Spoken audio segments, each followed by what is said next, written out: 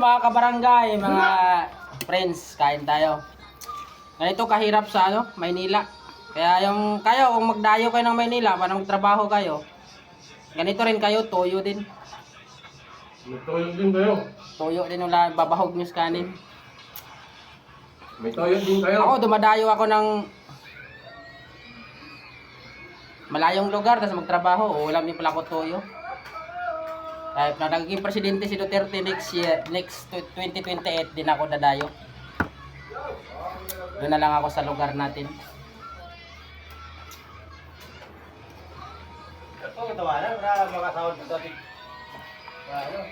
Toyo lang guys, toyo.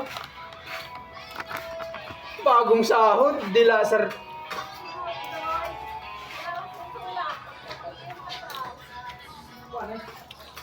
Katito na lang mga idol, mga kabarangay. Mga chuy, mga chay. Mga juday.